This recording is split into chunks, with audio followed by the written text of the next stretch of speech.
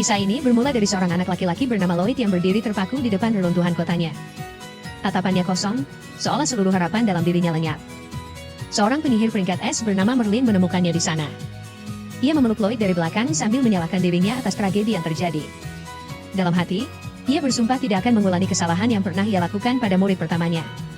Sejak hari itu, Merlin membawa Lloyd ke dalam asuhannya dan mulai melatihnya dalam dunia sihir. Lalu Merlin memulai pelatihan Lloyd dengan sihir api. Ia memperagakan mantra api sederhana, lalu berkata bahwa Lloyd tidak akan mendapatkan makan malam jika ia tidak bisa melakukannya. Lloyd berlatih tanpa henti selama berjam-jam. Tepat sebelum matahari terbenam, ia akhirnya berhasil menciptakan nyala api kecil. Dengan wajah berseri-seri, ia menunjukkan hasilnya kepada Merlin. Namun, Merlin hanya mengembuskan napas pelan dan memadamkan api itu. Kemudian, ia memanggang Lloyd dengan semburan api ringan dan cukup untuk memberinya pelajaran bahwa ia masih harus banyak belajar. Keesokan harinya, Merlin mengajarkan sihir air. Ia menyapu kakinya di tanah dan memunculkan semburan air kecil. Saat giliran Lloyd tiba, ia hanya berhasil membuat tanah sedikit lembab. Meski begitu, ia tampak sangat puas dengan dirinya sendiri. Merlin jelas tidak terkesan. Dengan satu jentikan jari, ia menjatuhkan gelombang air besar tepat di atas kepala Lloyd, memperlihatkan seperti apa sihir air yang sesungguhnya. Hari demi hari berlalu. Lloyd terus mempelajari mantra dari berbagai elemen. Setiap kali ia gagal memenuhi standar Merlin, hukuman keras pun menantinya. Saat musim dingin tiba, kemampuannya meningkat pesat. Ia bahkan mampu membentuk patung salju Merlin dengan mudah. Namun, Merlin mengambil alih patung itu, menggerakkannya untuk menangkap Lloyd, lalu memperbesarnya secara dramatis. Ia ingin menunjukkan seperti apa penguasaan es yang sejati. Patung itu akhirnya runtuh, membuat Lloyd terjatuh ke salju. Anehnya, hal itu justru semakin memotivasinya untuk berlatih lebih keras. Suatu pagi, Merlin terbaring di sofa akibat mabuk berat setelah minum terlalu banyak semalam. Lloyd datang untuk memeriksanya. Dengan niat membantu, ia menempelkan tangannya ke dahi Merlin dan menggunakan sihir penyembuhan. Dalam hitungan detik, rasa sakit Merlin mereda. Ia duduk perlahan, menghela napas lega, lalu memeluk Lloyd dengan hangat sebagai tanda terima kasih.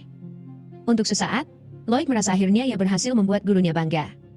Namun momen itu hanya berlangsung singkat. Merlin segera meraih lengannya dan berkata sudah waktunya melanjutkan latihan. Ia menyeret Lloyd keluar, seolah tidak terjadi apa-apa. Rutinitas itu berlangsung berbulan-bulan. Suatu malam, Merlin membaca buku tua yang membangkitkan kenangan menyakitkan. Saat Lloyd menutup pintu untuk memanggilnya makan malam, buku itu terjatuh tepat di depan Lloyd. Ketika Lloyd menyentuhnya, pengetahuan kuno mengalir deras ke dalam pikirannya hingga membuatnya pingsan. Merlin segera menyadari sesuatu, yaitu Lloyd memiliki ciri-ciri sang terpilih. Ia membawanya ke tempat tidur, mencium keningnya dengan lembut, lalu merapalkan mantra permata untuk menyegel kekuatannya agar tetap terkendali. Ia tidak ingin Lloyd menjadi sombong oleh kekuatan, seperti kesalahannya di masa lalu. Pelatihan pun berlanjut. Kali ini Merlin membawa Lloyd ke hutan untuk melatih sihir putih, yaitu sihir yang digunakan untuk mendukung dan memperkuat orang lain. Lloyd memusatkan kekuatannya pada buah hingga matang dan menjadi lebih segar. Merlin mengangguk pelan. Untuk menunjukkan perbedaan tingkat, Merlin meletakkan tangannya pada pohon dan membuat seluruh pohon itu berbunga dan berbuah sekaligus. Suatu malam, Merlin menjelaskan tentang orc yang menggunakan sihir langka untuk mengendalikan monster. Namun ketika Lloyd membaca tentang sihir kuno dan bertanya lebih jauh, wajah Merlin langsung mengeras. Ia mengatakan bahwa itu bukan sesuatu yang perlu ia pelajari. Beberapa bulan kemudian, Merlin membawa Lloyd jauh ke dalam hutan. Ia memberinya pisau kecil dan mengatakan bahwa Lloyd harus bertahan hidup selama 1 minggu serta menemukan jalan pulang hanya dengan sihirnya. Tanpa memberi kesempatan bertanya, Merlin langsung menghilang di antara pepohonan. Tak lama, seekor serigala besar menerjangnya. Lloyd nyaris saja diserang, tetapi berhasil memanjat pohon tepat waktu. Ia sadar, sebagai penyihir putih, ia tidak cukup kuat untuk melawan monster seperti itu. Dan pilihannya adalah menghindari bahaya untuk mencari jalan pulang. Ia menggunakan sihir pendeteksi untuk memindai area sekitar dan terkejut menyadari betapa jauhnya ia tersesat. Malam hari ia gunakan untuk mempelajari dan menggabungkan mantra meningkatkan kecepatan, memperkuat tubuh, dan mendeteksi monster. Setelah beberapa hari melelahkan, ia hampir celaka saat tak sengaja menginjak ranting kering. Seekor laba-laba raksasa langsung menyerangnya. Lloyd berlari sekuat tenaga dengan mantra peningkat kecepatan. Akhirnya, dalam kondisi nyaris pingsan, ia berhasil kembali dan roboh di depan pintu rumah. Saat Merlin menemukannya, ia bisa melihat perjuangan Lloyd. Untuk pertama kalinya, ia benar-benar merasa bangga. Tahun-tahun berlalu. Suatu hari, Lloyd menemukan buku tentang kota jauh yang ramai dan penuh kehidupan. Ia meminjamnya, dan Merlin mengizinkannya untuk menyimpannya. Pelatihannya hampir selesai. Merlin tak lagi memberinya pelajaran harian, meski masih meminta bantuannya dalam eksperimen sihir. Kurang tidur mulai menguras tenaga Lloyd. Keinginannya untuk hidup normal di kota pun semakin kuat. Akhirnya, ia memutuskan pergi. Ketika Merlin menyadari Lloyd telah menghilang dan melihat halaman buku yang ditandai, ia langsung tahu kemana muridnya pergi. Setelah perjalanan panjang, Lloyd tiba di kota tujuan. Ia terpesona oleh keramaian dan kehidupan yang begitu berbeda dari hutan. Uangnya habis untuk membeli roti sederhana. Kini ia harus mencari pekerjaan. Tiba-tiba, selebaran perekrutan petualang menabrak wajahnya. Tanpa banyak berpikir, ia mendaftar. Dan seorang pria berjubah mengamatinya dari kejauhan. Lloyd kemudian direkrut oleh pahlawan bernama Allen dan bergabung dalam kelompoknya. Dalam misi pertama mereka untuk mengalahkan Cyclops raksasa, pertarungan berlangsung sengit. Ketika situasi memburuk, Allen memerintahkan penyembuh Shena untuk memulihkan kesehatannya. Sebelum Shena sempat merapalkan mantra, Lloyd mengaktifkan mantra pemuat yang meningkatkan kemampuan seluruh tim. Hasilnya langsung terasa. Pemanah berhasil menembakkan panah tepat ke mata Cyclops. Reyna menahan pukulannya dengan perisai, ia terkejut karena mampu menahannya semudah itu. Penyihir penyerang mengikat monster itu dengan tanaman merambat. Tanpa menyadari adanya bantuan tersembunyi, Allen menyerbu maju dan menghabisi Cyclops dengan serangan terakhir yang kuat. Ia sepenuhnya yakin kemenangan itu adalah hasil kemampuannya sendiri. Namun, Reyna mulai curiga bahwa Lloyd ada hubungannya dengan kemenangan mereka. Setelah Cyclops dikalahkan, kelompok itu kembali ke kota. Allen disambut bak pahlawan. Orang-orang meneriakan dan memujinya karena berhasil menumbangkan monster yang tak seorang pun mampu kalahkan. Akan tetapi, saat mereka kembali ke Menshan, Allen hanya mendorong 5 koin emas ke arah Lloyd. Ia berkata itu sudah cukup karena Lloyd hanyalah petualang peringkat D yang masih pemula. Lloyd tidak membantah. Ia menerima uang itu. Malamnya, ketika Allen mengangkat gelas untuk merayakan kemenangan, Lloyd izin undur diri dengan alasan tidak suka minum. Mia, penyihir berambut merah, tampak tersinggung melihatnya pergi. Namun Allen hanya tertawa dan berkata bahwa itu tidak masalah. Mereka selalu bisa mencari penyihir putih lain. Lagi pula, menurutnya Lloyd tidak terlalu berkontribusi. Malam itu juga, pria berjubah yang sebelumnya mengawasi Lloyd datang ke rumah Merlin. Merlin langsung mengenali suaranya dan mempersilakannya masuk. Ia menanyakan kabar Lloyd. Pria itu menjelaskan bahwa Lloyd telah tiba di kota dengan selamat dan bahkan sudah bergabung dengan kelompok pahlawan Allen. Merlin mengangguk pelan. Ia berterima kasih karena sudah mengawasi Lloyd. Dan sudah waktunya Lloyd mendapatkan pengalaman nyata padahal ia dahulu tidak percaya diri seperti Lloyd. Pria itu terdiam sejenak, lalu bertanya apakah Merlin masih menyesali kejadian di masa lalu. Kemudian, ia teringat hari ketika segalanya hancur. Ia tidak pernah menyangka Raja Iblis akan menghancurkan dirinya sendiri demi merebut Grimmaire itu. Kesalahan kecilnya berujung pada kehancuran satu desa penuh. Yaitu semua orang tewas termasuk dirinya. Di saat terakhir, rekan mereka, Shbibil, menggunakan sihir kuno terlarang untuk membalikan keadaan dan menghidupkan kembali semua orang. Namun, harga yang harus dibayar adalah nyawanya sendiri. Sejak hari itu, Merlin tak pernah berhenti menyalahkan diri. Sementara itu, di kota, Lloyd terus mendukung kelompok pahlawan dari balik layar. Setiap kali keadaan memburuk dalam pertempuran, ia diam-diam merapalkan mantra pemuat. Berkat sihirnya, kelompok itu terus memenangkan pertarungan demi pertarungan. Mereka selalu keluar tanpa luka berarti. Namun, tak satupun dari mereka menyadari betapa besar peran Lloyd. Dalam salah satu misi berat, mereka menghadapi Minotaur yang sangat kuat. Ketika monster itu hampir menghantam Allen dengan pukulan mematikan, Lloyd segera memperkuat Reyna. Berkat tambahan kekuatan itu, Reyna berhasil menahan serangan dan memukul mundur Minotaur. Kesempatan itu memberi waktu bagi Shena untuk menyembuhkan Allen, sementara Mia mengikat monster tersebut dengan tanaman merambatnya. Allen kemudian menghabisinya dengan satu tebasan bersih. Malam itu, Reyna membaca buku tentang sihir pertahanan di kamarnya. Allen masuk dan bertanya apa yang sedang ia lakukan. Reyna menjelaskan bahwa akhir-akhir ini serangan monster terasa lebih ringan di perisainya. Ia ingin memahami alasannya. Allen tertawa dan berkata ia juga merasakannya. Menurutnya, mungkin bakat alaminya akhirnya mulai terlihat. Reyna mengerutkan kening. Ia tahu Allen tidak berlatih sama sekali. Ada sesuatu yang tidak masuk akal. Di sisi lain, sekelompok penjaga perbatasan diserang golem tanah raksasa saat patroli malam. Keesokan paginya, Kapten penjaga meminta bantuan Allen. Ia menjelaskan bahwa unit patroli telah musnah oleh golem di dekat perbatasan, wilayah yang dikenal sebagai pusat aktivitas pasar gelap. Allen menerima tanpa ragu. Dengan angkuh, ia berkata menghancurkan batu bukanlah masalah besar. Dengan sihir pelacaknya, Lloyd memimpin mereka ke sebuah gua tersembunyi di balik air terjun. Di dalamnya, mereka mengalahkan golem dengan mudah. Namun, dari balik bayangan, seekor iblis muncul. Ia menggunakan tongkat batu sihir untuk memanggil golem lain dari bebatuan di atas. Lloyd segera bertindak. Ia memperkuat Lulu dan memintanya menembak iblis itu. Meski ragu karena tak terbiasa menerima perintah darinya, Lulu tetap menembak dan berhasil mengenai sasaran. Kemudian Lloyd meminta Mia memindahkan tongkat itu kepadanya dengan sihir teleportasi. Mia sempat ragu, tetapi tetap melakukannya. Lloyd segera menyegel kekuatan tongkat tersebut sebelum menimbulkan kerusakan lebih besar. Allen semakin kesal. Ia tidak suka Lloyd mengambil alih kendali. Untuk membuktikan dirinya tetap pemimpin, Allen menyerang golem sendirian, mengabaikan peringatan Lloyd bahwa golem itu tidak stabil tanpa kendali iblis. Saat golem hampir menghancurkannya, Lloyd meningkatkan kecepatannya dan mendorong Allen menjauh. Tapi Allen malah memarahinya karena dianggap mengganggu. Ia lalu kembali dan menghancurkan golem itu dengan serangan terakhir. Setelah kembali ke kota, Allen duduk santai dan menyatakan bahwa Lloyd dipecat. Alasannya, Lloyd tidak berguna dan hanya berdiri di belakang. Lloyd tidak membantah. Bertahun-tahun mendengar dari Merlin bahwa ia kurang berbakat membuat sebagian dirinya percaya akan hal itu. Jadi diusir pun tidak membuatnya marah. Dengan harga diri yang hancur, ia pun pergi.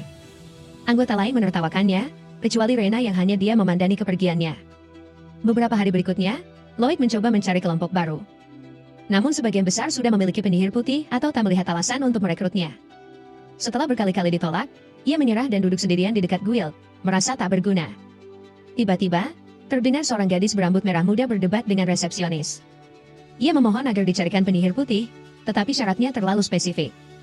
Dengan putus asa, ia berkata siapapun tidak masalah.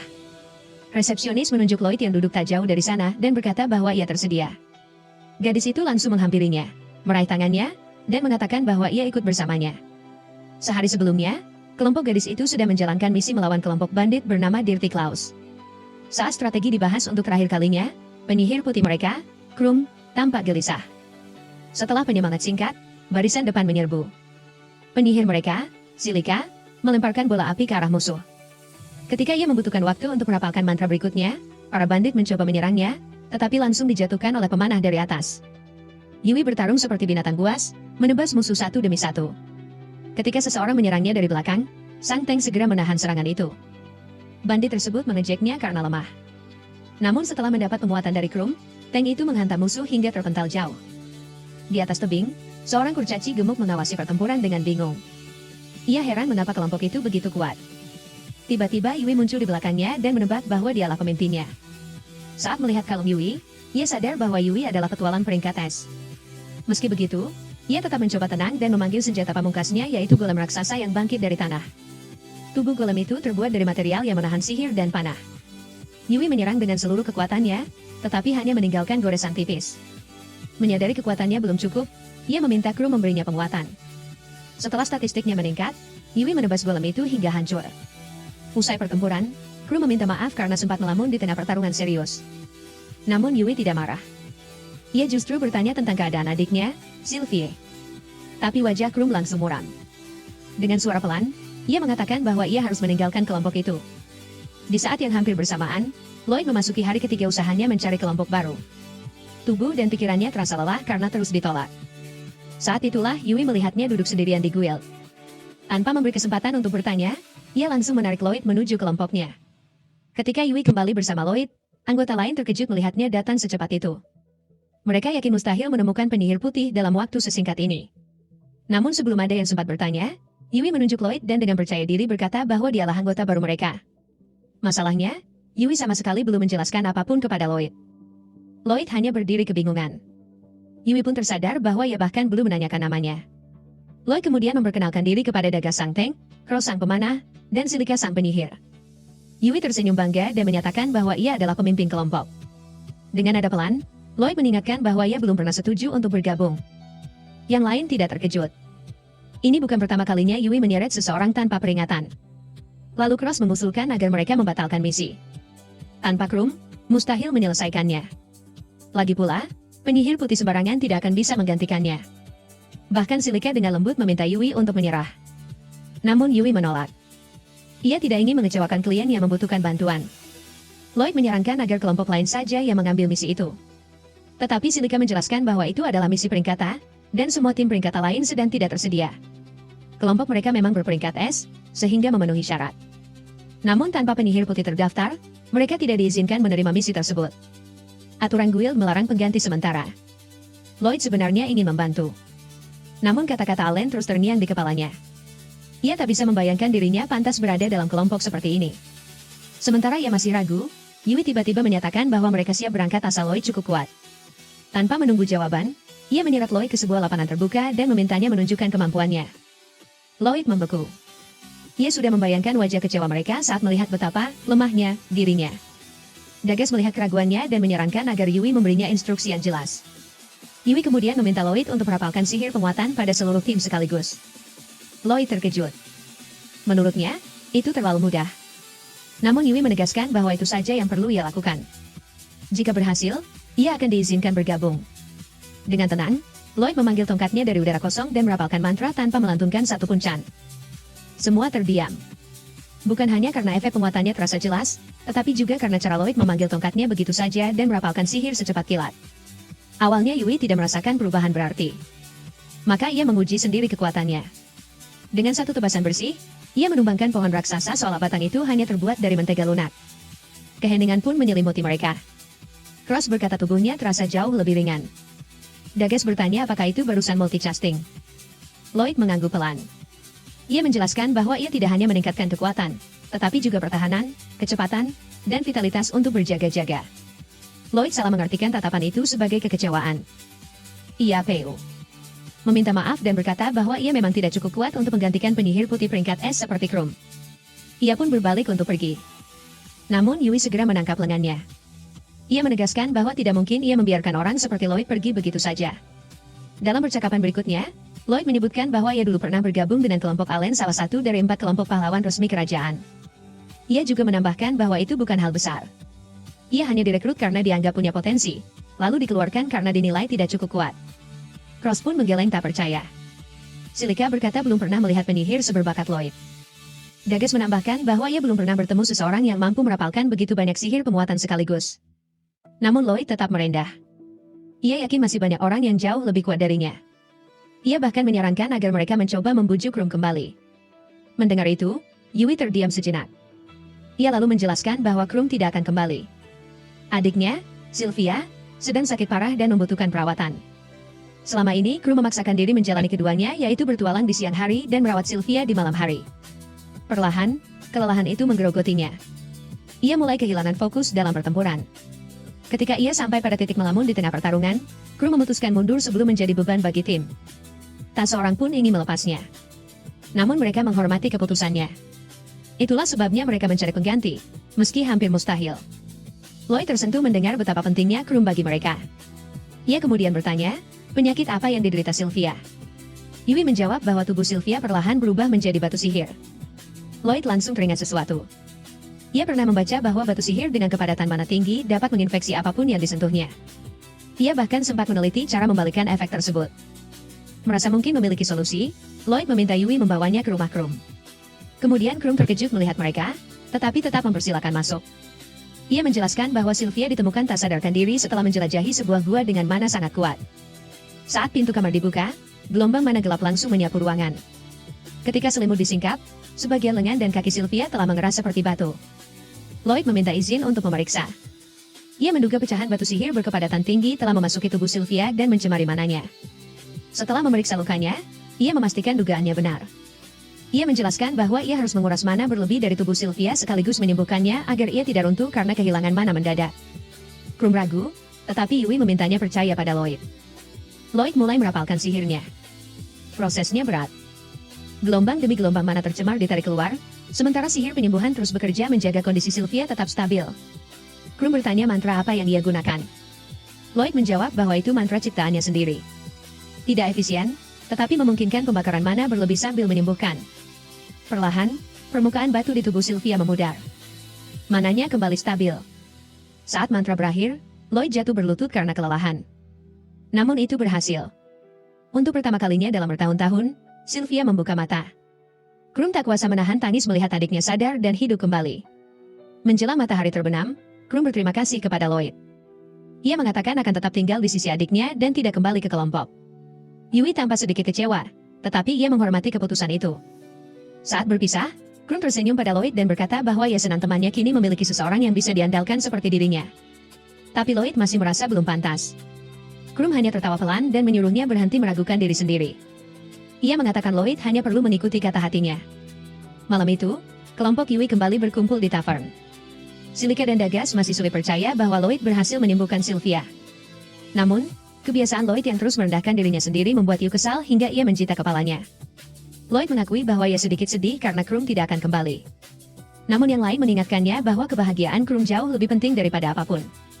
Mendengar kata-kata tulus itu, perlahan Lloyd mulai melepaskan kepahitan dari masa lalunya. Ia teringat nasihat Krum untuk mengikuti kata hatinya. Akhirnya, ia memberanikan diri bertanya apakah mereka masih bersedia menerimanya dalam kelompok. Ternyata, mereka memang menunggu ia mengatakan itu. Begitu Lloyd mengutarakannya, mereka langsung menyambutnya tanpa ragu. Yui dengan resmi menyatakan Lloyd sebagai anggota baru dan mengumumkan akan mengadakan pesta penyambutan. Di tavern, perayaan dimulai. Sebuah muk bir didorong ke tangannya, dan Yui menyatakan bahwa makan malam ditraktir oleh tim. Lloyd dipersilakan makan sebanyak yang ia mau. Itu pertama kalinya seseorang di kota memperlakukannya sehangat ini. Lloyd pun tidak menahan diri. Dengan mata berbinar, ia melahap hidangan satu demi satu, dan benar-benar terpukau oleh rasanya. Yang lain menatap heran. Bagi mereka, makanan tavern itu biasa saja. Namun bagi Lloyd, rasanya luar biasa. Ia bahkan mulai bertanya apakah makanan yang ia makan selama ini memang seburuk itu. Saat ditanya, Lloyd menjelaskan bahwa dulu ia hidup dari tumbuhan hutan, jamur, dan sesekali daging monster jika berhasil berburu. Masakan gurunya pun tidak jauh lebih baik. Yui pun tertawa dan bertanya seperti apa sosok guru yang mengajarinya sihir sehebat itu. Silika penasaran apakah gurunya juga seorang penyihir putih. Lloyd menggeleng. Ia tidak pernah bertanya, tetapi dari ingatannya, gurunya lebih seperti penyihir tempur yang gemar meledakkan sesuatu saat bereksperimen. Silika terkejut. Bagaimana mungkin penyihir tempur mengajarkan sihir pendukung sebaik itu? Ia membayangkan pasti luar biasa menjadi muridnya. Namun Lloyd langsung menepis anggapan itu. Kilasan latihan brutal memenuhi pikirannya hingga membuatnya merinding. Cross bercanda bahwa gurunya terdengar menakutkan. Lloyd membela dengan canggung, mengatakan bahwa gurunya juga punya sisi lembut, meski momen itu jarang terjadi dan keadaan tetap disertai api. Setelah suasana mereda, Yui langsung mengalihkan pembicaraan ke strategi. Namun Dagas mengingatkan bahwa Lloyd bahkan belum tahu misi mereka. Yui mengakui ia memang melewatkan detailnya. Dagas mendesah dan mengambil lembar misi untuk menjelaskannya. Tugas mereka adalah menghentikan sekelompok monster yang merusak lahan pertanian dan menghancurkan hasil panen. Yang aneh, monster yang muncul bukan satu jenis saja. Lloyd mengernit. Biasanya, spesies monster tidak bekerja sama. Dagas hanya mengangkat bahu. Itulah laporan klien. Yui mengepalkan tangan dan berkata bahwa apapun yang terjadi, mereka harus membantu para warga desa. Cross menambahkan bahwa jika yang muncul adalah kawanan besar, ia dan Yui yang berfokus pada serangan satu target tidak akan terlalu efektif. Silika menjelaskan bahwa sihir area miliknya memang kuat, tetapi cadangan mananya terbatas. Lalu semua mata tertuju pada Lloyd. Dengan ragu, Lloyd mengaku bahwa sihir ofensifnya juga tidak terlalu kuat. Dagas selalu menyusun rencana. Ia dan Yui akan mengumpulkan para monster dalam satu titik. Silika akan menghancurkan mereka dengan satu ledakan besar. Sementara itu, Lloyd dan Cross akan memberikan dukungan serta perlindungan dari belakang. Membayangkan melepaskan sihir penuh dengan penguatan dari Lloyd membuat Silika bersemangat. Namun Lloyd meminta mereka tidak berharap terlalu tinggi. Ia mengingatkan bahwa kelompok lamanya membuangnya karena dianggap lemah. Yui menatapnya tajam dan menyuruhnya berhenti memikirkan itu. Cross menambahkan bahwa ia lebih memilih rekan yang jujur tentang batasannya daripada orang sombong yang gegabah. Kata-kata itu memberi Lloyd sedikit kepercayaan diri. Saat mereka hendak kembali, Lloyd berjalan ke arah berbeda. Dagas memanggilnya dan bertanya kenapa ia tidak ikut ke penginapan. Dengan canggung, Lloyd mengaku ia tidak punya uang dan beberapa malam terakhir tidur di luar.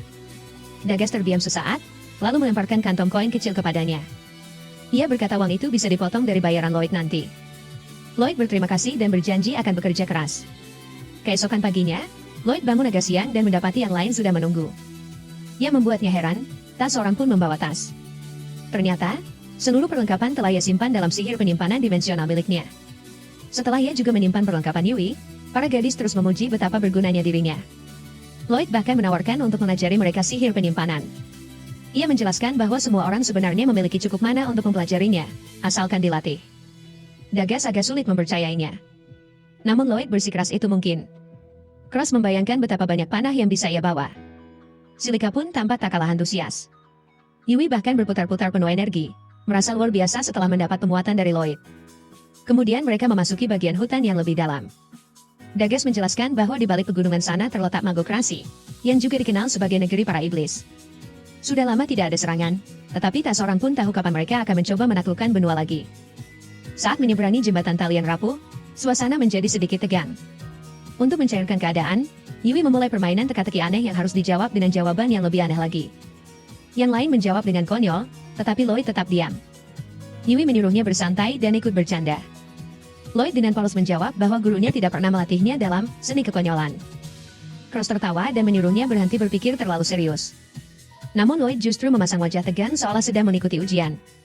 Yui mengerang dan menjelaskan bahwa permainan itu hanya untuk melepas ketegangan. Ketika ia melontarkan teka-teki kedua, Lloyd akhirnya menyerah dan berkata ia terlalu bodoh untuk berpura-pura bodoh. Justru jawaban itu membuat semua tertawa. Untuk pertama kalinya, Lloyd merasa menjadi bagian dari mereka. Tawa mereka perlahan memudar ketika adegan berpindah ke sosok misterius jauh di dalam hutan. Ia berlutut di hadapan batu hitam legam yang memancarkan mana bengkok dan berbahaya. Sementara itu, di tepi sungai, kelompok Yui mendirikan kemah.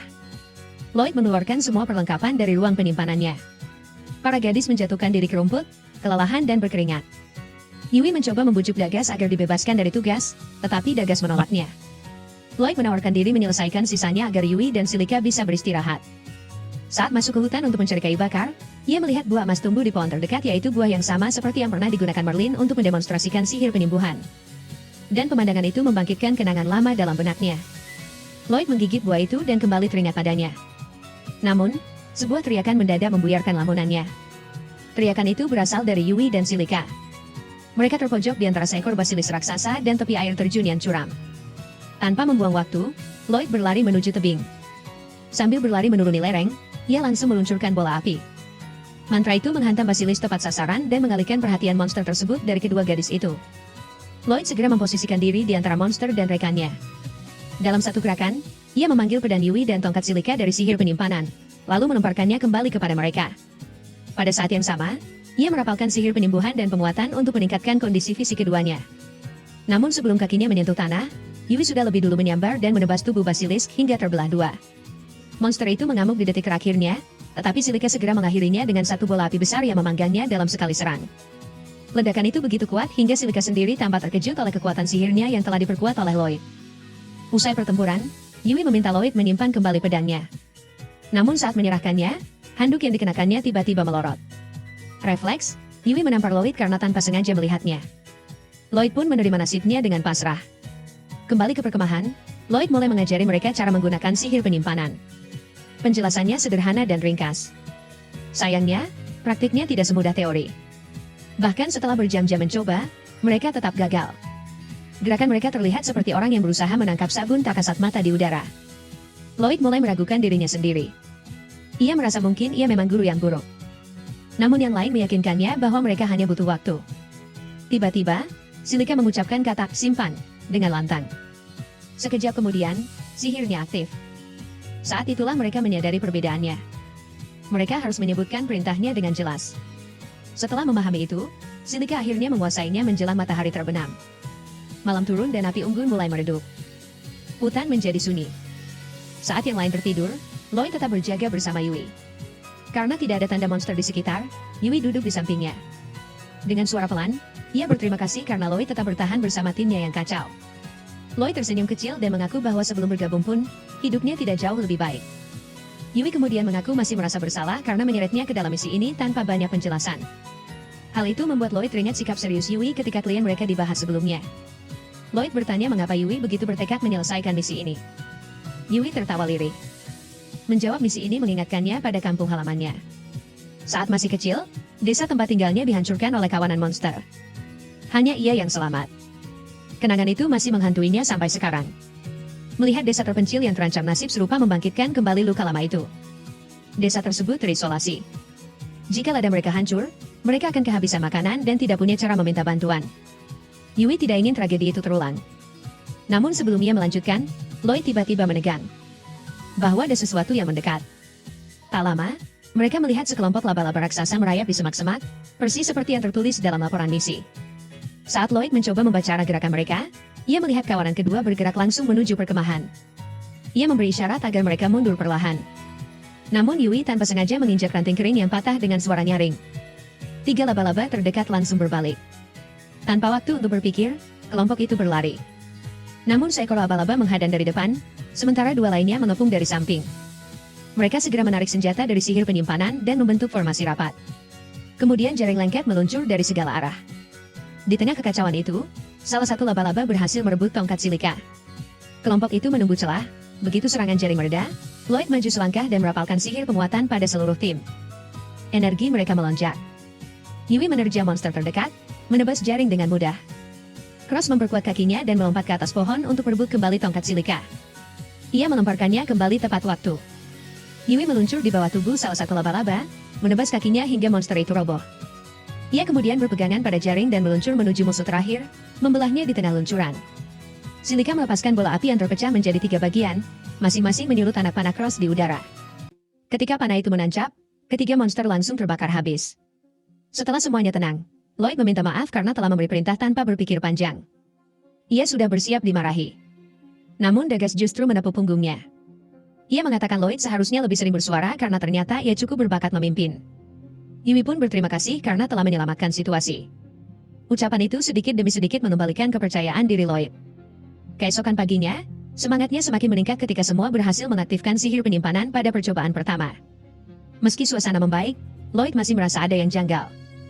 Perilaku laba-laba itu terlalu terkoordinasi. Mereka bergerak ke satu arah seolah dipanggil oleh sesuatu. Malam itu, ia berjaga sendirian lagi. Yui memperhatikannya dari kejauhan dan bertanya mengapa ia tidak pernah membiarkan siapapun membantu. Silika mencoba menenangkan Yui. Ia mengatakan bahwa membangun kepercayaan memang butuh waktu, dan Lloyd hanya terlalu meremehkan dirinya sendiri. Keesokan harinya, Yui melihat Lloyd merapalkan sihir yang tidak dikenalnya saat waktu istirahat. Yui bertanya apa itu dan Lloyd menjawab sihir deteksi, dan jangkauannya tidak terlalu jauh, tapi cukup untuk mendeteksi ancaman di sekitar. Yui kagum dan bertanya apakah sulit mempertahankannya. Lloyd menggeleng. Yui menawarkan bantuan, tetapi Lloyd menolak dengan halus. Ia tidak menyadari bahwa penolakannya membuat Yui sedikit terluka. Malam berikutnya, Dagas mendekatinya. Tapi Lloyd menolak meninggalkan pos jaga, tetapi Cross menawarkan diri menggantikan sementara. Dagas lalu membawa Lloyd menjauh dari tenda dan memasang alarm kecil yaitu mantra sederhana yang akan berbunyi jika monster mendekat. Dan di bawah cahaya bulan yang redup, percakapan penting pun dimulai. Dagas menjelaskan bahwa alarm sederhana itu adalah cara mereka bertahan sebelum Lloyd bergabung dengan tim. Lloyd tampak ragu. Ia berkata bahwa jika ia tertidur, ia tidak bisa mempertahankan sihir deteksi. Dagas mengangkat bahu santai. Menjelaskan mereka tidak butuh sihir untuk segalanya dan yang kita butuhkan adalah beristirahat. Nada suaranya terdengar sedikit tersinggung. Ia lalu menatap Lloyd serius. Apa kau benar-benar tidak percaya padaku? Lloyd pun menjelaskan bahwa alarm itu sudah cukup. Ia hanya ingin lebih berhati-hati. Namun Dagas mengungkapkan apa yang selama ini dipikirkan semua orang. Lloyd selalu mengambil giliran jaga malam sendirian. Ia tidak pernah bersandar pada tim. Dan itu sudah menjelaskan banyak hal. Lloyd terdiam. Ia teringat kata-kata Moraine yang menyebutnya tak berguna sendirian. Ia juga teringat Allen yang menganggapnya beban. Karena itulah ia selalu memaksa dirinya bekerja lebih keras agar tidak merepotkan. Tapi Dagas menghela napas menjelaskan jitulah gunanya rekan satu tim. Lloyd lalu menepuk dahinya sendiri. Sekarang semuanya terasa begitu jelas. Dagas bahkan tertawa kecil, tak percaya Lloyd bisa bertahan sejauh ini tanpa memahami hal sederhana itu. Dengan suara pelan, Lloyd bertanya, apa tidak apa kalau sesekali aku jadi yang paling lemah? Dagas menepuk bahunya menjawab, kau bukan lemah. Kau hanya lelah. Malam itu, untuk pertama kalinya, Lloyd tidur di tengah tim yang ia percayai. Keesokan paginya, Lloyd menghampiri Yui dengan ragu. Ia akhirnya memberanikan diri meminta tolong. Bisakah kau mengambilkan air untukku? Wajah Yui langsung berseri-seri, seolah baru saja menerima hadiah besar. Lloyd hanya tersenyum canggung. Tanpa banyak bicara, Yui mengambil ember dan menyeret Lloyd ke hutan. Mereka tidak menyadari bahwa Dagas, Silika, dan Cross diam-diam mengikuti dari belakang dengan senyum bangga. Jauh dari sana, di sebuah mensah batu yang megah, seorang mata-mata berjubah berlutut di hadapan tuannya yang berambut ungu, Michele. Ia melaporkan bahwa batu sihir telah ditanam sesuai instruksi. Batu itu membentuk jalur sempurna yang memungkinkan Michael menandai satu titik penting di peta. Ia lalu menanyakan para petualang yang ditempatkan di Istar.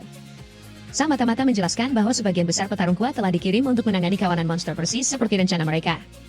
Kini hanya petarung lemah yang tersisa di kota, selain parti sang pahlawan. Michael berdecap pelan. Namun senyumnya kembali muncul. Ia ingin melihat seberapa lama parti pahlawan bisa menahan apa yang akan datang. Ia kemudian memerintahkan mata-matanya untuk memberitahu klien bahwa waktunya telah tiba. Kembali di hutan, Lloyd dan yang lain mulai menyadari sesuatu yang aneh. Yaitu hutan terasa terlalu sunyi. Cross menunjuk bahwa mereka belum bertemu satupun monster sejak meninggalkan perkemahan. Yu mencoba tetap positif dan bertanya apakah itu karena sihir Lloyd. Namun Lloyd menjelaskan bahwa sihir deteksinya hanya mendeteksi monster, bukan mengusirnya. Hal itu justru membuat Dagas semakin gelisah. Lloyd memperluas jangkauan sihir deteksinya. Seketika wajahnya berubah serius. Bahwa ada kawanan besar sekitar 2 km di depan. Cross menyadari bahwa itu adalah arah tujuan mereka. Yui sempat menghentikan pembicaraan karena masih sulit percaya jangkauan sihir Lloyd sejauh itu. Lloyd dengan santai mengatakan itu normal bagi penyihir dan Silika langsung tertawa. Dagas segera mengembalikan fokus mereka. Bahwa ada masalah yang jauh lebih besar. Saat tiba di area pertanian, mereka terkejut melihat jumlah monster jauh lebih banyak daripada yang tercantum dalam misi. Dari ketinggian, Yui berkata ia belum pernah melihat begitu banyak High Wolf berkumpul di satu tempat. Namun yang lebih mengkhawatirkan bagi Lloyd adalah sekelompok monster besar yang tidak lagi terdeteksi olehnya. Silika menambahkan bahwa hutan ini biasanya dihuni monster yang jauh lebih kuat dari High Wolf. Artinya, makhluk-makhluk itu pasti pergi ke tempat lain. Tiba-tiba Cross melihat sesuatu di tengah kawanan. Dan ada batu aneh di ladang katanya. Yui dan Silika tidak bisa melihatnya. Lloyd lalu merapal mantra penglihatan jarak jauh. Ia melihat batu hitam besar memancarkan aura mengerikan. Atas permintaan Yui, Lloyd membagikan penglihatan itu kepada semua anggota tim. Mereka merinding melihat aura gelap yang menyelimutinya. Itu sihir orb, gumam Lloyd. Sihir langka yang digunakan sebagian orc untuk mengendalikan monster. Saat itu juga, ia kembali merasakan sesuatu. Kawanan monster lain, tapi kali ini ribuan jumlahnya sedang bergerak ke arah mereka. Lloyd menyadari batu sihir itu sengaja ditanam untuk menarik monster. Namun ia merasa aneh jika semua ini hanya untuk membunuh beberapa petualang. Cross menyarankan untuk mundur. Yui langsung menolak. Ia tidak mau meninggalkan pertanian. Namun Dagas dan Silika menyadari kenyataan pahit. Bahkan jika ingin kabur, sudah terlambat. Akhirnya Lloyd berbicara dengan penuh keyakinan. Agar hancurkan batu sihir itu dulu. Ia menatap Cross dan berkata bisa mengenainya dari sini. Cross mengangguk. Ia yakin tidak akan meleset, meski belum tentu batu itu akan hancur. Tanpa membuang waktu, Cross membidik. Sementara itu, Lloyd merapalkan semua sihir penguatan yang ia kuasai yaitu memperkuat Cross sekaligus anak panahnya. Saat dilepaskan, panah itu bersinar terang dan menghancurkan batu sihir dalam satu tembakan. Cross tertegun oleh kekuatan serangan itu. Lloyd menjelaskan bahwa ia memperkuat pemanah dan proyektilnya sekaligus untuk memaksimalkan dampaknya. Tim terdiam kagum. Namun Lloyd hanya mengangkat bahu dan berkata ia hanya menggunakan beberapa sihir pendukung. Tanpa kendali batu sihir, para High Wolf mulai saling menyerang. Naluri liar mereka kembali seperti yang direncanakan Lloyd. Namun bahaya belum berakhir. Kawanan besar tetap melaju ke arah mereka. Mereka mengambil posisi di luar hutan dan bersiap menghadapi serbuan. Laba-laba, serigala, dan berbagai monster lainnya menerjang keluar dari pepohonan. Yui dan Silika mulai panik, tetapi Lloyd tetap tenang. Mereka menggertakkan gigi dan bertahan hingga detik terakhir. Saat monster hampir mencapai Silika, Lloyd memberi isyarat. Silika mengayunkan tongkatnya dan memanggil tornado api raksasa yang melahap semua yang dilaluinya. Yui menatap takjub. Bertanya apa yang kau lakukan pada sihirnya? Lloyd menjawab bahwa ia hanya meningkatkan kekuatannya dan membuat perapalan mantranya lebih efisien. Dan di tengah kobaran api yang menjulang ke langit, keyakinan tim terhadap Lloyd tumbuh semakin kuat. Lloyd kemudian menoleh ke arah Silika dan menanyakan apakah ia masih memiliki cukup mana. Silika mengangguk dan mengatakan bahwa ia masih bisa melepaskan 5 mantra lagi. Lloyd menyuruhnya bersiap menggunakan sihir angin berikutnya, lalu ia bergegas menghampiri Cross, yang sudah menunggu giliran sejak seluruh area tertutup asap akibat kebakaran. Dengan menggunakan telepati untuk menghubungkan pikiran mereka, Lloyd mulai memberitahu posisi setiap monster terbang yang tersembunyi di balik asap. Kini, setelah bisa melihat mereka dengan jelas melalui informasi dari Lloyd, Cross menembak jatuh monster itu dengan mudah. Lloyd segera kembali ke sisi Silika untuk menyelesaikan rencananya. Namun, Silika mengatakan bahwa mananya sudah habis. Tanpa ragu, Lloyd mendendam tangannya dan menyalurkan seluruh sisa energinya kepadanya. Dengan tambahan kekuatan itu, Silika melancarkan satu mantra angin terakhir yang berhasil memadamkan api yang menyebar di hutan. Sayangnya, beban sihir tersebut membuatnya terjatuh karena kelelahan.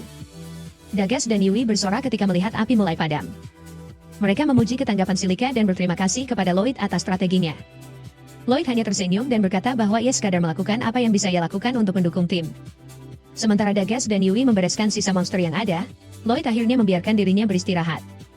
Ia merebahkan tubuhnya dan menatap langit, merenungkan betapa panjangnya jalan yang harus ia tempuh. Satu pertempuran saja sudah cukup membuatnya kelelahan. Di tempat lain, seorang anak laki-laki demi human berambut biru mendengar jeritan seorang gadis yang diculik. Ia berusaha mengejar iblis yang membawa gadis itu, tetapi gagal menyusulnya dan hanya bisa berteriak frustrasi. Setelah pertempuran selesai, Lloyd mengemukakan teorinya bahwa dalang dibalik semua ini sebenarnya menargetkan kota Istar. Tanpa sadar, mereka sudah masuk ke dalam jebakan. Setelah memanggil beberapa ramuan sihir untuk mengisi kembali mananya, Lloyd menjelaskan bahwa rencananya kemungkinan adalah memancing semua parti peringkat atas keluar dari Istar dan menyibukkan mereka dengan serangan monster di luar kota. Cross berargumen bahwa Istar masih memiliki pahlawan dan Night Order, sehingga kota itu tidak akan jatuh semudah itu. Namun, Dages mengakui bahwa teori Lloyd masuk akal, terlebih lagi batu sihir gelap yang mereka temukan sebelumnya terasa mencurigakan. Yui pun memutuskan bahwa mereka harus segera kembali ke kota. Lloyd menyimpan ramuannya dan mengeluarkan tongkatnya untuk memberikan buff peningkat kecepatan kepada tim. Ia langsung melesat dengan kecepatan tinggi. Yui sempat berteriak menyuruhnya menunggu, tetapi ia dan yang lain menyadari bahwa mereka kini bisa berlari secepat Lloyd. Di sebuah menshahen, Michael sedang menikmati minuman ketika kliennya si iblis penculik muncul dengan wajah kesal saat Michael memanggilnya demikian. Dengan senyum tipis, Michael berkata bahwa Guliste dari 4 Raja Langit memang terdengar kurang enak di telinga. Mengabaikan sindiran itu, Guliste melaporkan bahwa pasukan mereka semakin mendekati Istar dan semuanya berjalan sesuai rencana. Michael tersenyum puas dan mengatakan bahwa kemenangan mereka hampir pasti berkat gadis itu. Guliste setuju bahwa mereka harus memastikan gadis tersebut tetap berada di pihak mereka apa. Dengan senyum licik, Michael menyebut bahwa gadis itu adalah kunci dari seluruh rencana. Guliste memilih mempercayai pria yang dikenal sebagai tangan kanan Raja Iblis itu, meskipun ia tidak sepenuhnya memahami rencana yang sedang disusun Michael. Michael sendiri mengatakan bahwa ia akan terus membantu selama bayaran tetap mengalir. Setelah Guliste pergi, Michael turun ke ruang bawah tanah yang gelap. Di sana, seorang gadis dirantai. Dan ia memintanya meminjamkan kekuatannya, sambil menyiapkan ramuan untuk menopang sihir gadis itu. Sebuah pemutar musik yang ditenagai batu sihir gelap mulai berbunyi, yaitu kemungkinan untuk mengendalikan pikirannya. Sementara itu, di hutan, Lloyd dan kelompoknya berlari jauh sebelum akhirnya kelelahan dan memutuskan untuk berkemah sejenak. Cross mengatakan bahwa mereka sudah cukup dekat dengan Istar. Setelah meminum ramuan, Silika bertanya apakah Lloyd tidak memaksakan diri, mengingat buff kecepatan menguras mana dalam jumlah besar. Lloyd mengakui hal itu. Ia menjelaskan bahwa ia telah menemukan cara untuk menggunakannya dengan lebih efisien. Yui penasaran sejak kapan Lloyd melatih dirinya. Lloyd menceritakan bahwa dahulu gurunya pernah meninggalkannya sendirian di pegunungan dan menyuruhnya mencari jalan pulang sendiri. Saat itulah ia sadar bahwa ia tidak bisa bertahan hanya dengan sihir penyembuhan. Ia harus terus menggunakan sihir peningkatan untuk bertahan hidup. Yui menganggap itu latihan yang sangat berat, tetapi Lloyd hanya menghela napas dan menyebutnya sebagai metode yang efektif. Namun, Yui dan Silika mengatakan bahwa itu jelas bukan latihan yang normal. Lloyd terkejut mengetahui bahwa bahkan latihannya tergolong tidak biasa. Ia kemudian menyadari bahwa hal itu mungkin karena dulu ia adalah anak yang dianggap tidak berbakat. Setelah itu, Lloyd berkata bahwa ia akan bekerja lebih keras agar bisa menyamai para petualang peringkat S seperti mereka dan menjadi lebih berguna. Ucapan itu justru membuat Yui khawatir, karena Lloyd tampaknya kembali meremehkan dirinya sendiri. Setelah istirahat singkat, kemudian mereka berlari menembus rerumputan tinggi. Para penjaga yang berpatroli di luar kota kebingungan ketika melihat kawanan burung tiba-tiba berterbangan dari hutan, seolah ada sesuatu yang sangat cepat mendekat. Silika kembali terkesan dengan kemampuan Lloyd, sementara Yui senang karena ia bisa berlari 10 kali lebih cepat tanpa kehabisan napas. Tiba-tiba, Lloyd berhenti mendadak sehingga yang lain menabraknya. Cross bertanya apa yang terjadi. Lloyd menjelaskan bahwa ia mendeteksi sesuatu selain monster. Silika menduga itu mungkin para pemburu, tetapi Lloyd mengatakan bahwa ia memiliki firasat buruk. Ia meminta semua orang melanjutkan perjalanan ke kota dan berjanji akan menyusul setelah memeriksa sumber sinyal tersebut. Namun Yui bersikeras bahwa mereka akan ikut, meskipun Lloyd hanya berniat menyelidiki. Ia khawatir Lloyd tidak bisa melawan jika yang ada di sana adalah monster kuat. Akhirnya, Lloyd setuju. Silika dan Cross pun menegaskan bahwa mereka adalah satu parti, dan anggota parti selalu saling membantu. Di waktu yang sama, 4 kultis berdiri mengelilingi sebuah bola hijau di atas meja, saling berpegangan tangan sambil memanjatkan doa kepada sesuatu yang jahat. Lloyd membawa kelompoknya menuju sebuah kabin yaitu tempat ia mendeteksi keberadaan iblis dan seseorang bersama mereka. Yui terkejut mendengar kata iblis. Ia teringat ucapan Dagas bahwa bangsa iblis telah lama tidak menunjukkan pergerakan, sehingga mungkin saja mereka sedang merencanakan sesuatu yang besar. Iblis juga seharusnya dilarang memasuki 3 negara besar. Yui penasaran mengapa Lloyd tidak mengingat perang besar antara iblis dan 3 negara tersebut. Lloyd pun mengakui bahwa ia tidak memiliki ingatan masa kecil. Saat gurunya menemukannya, perang itu sudah berakhir. Silika menduga Lloyd mungkin adalah yatim piatu korban perang, dan Yui merasa bersalah telah meninggungnya. Namun Lloyd mengatakan itu tidak masalah dan kembali memusatkan perhatian pada kabin yang terasa mencurigakan. Cross menyarankan agar mereka melaporkannya kepada penjaga kota setelah kembali nanti. Akan tetapi, Lloyd ingin mencari tahu lebih dulu. Meskipun berisiko, ia mengatakan bahwa kekuatan yang dia rasakan dari dalam kabin sama seperti batu sihir gelap yang mereka temukan sebelumnya.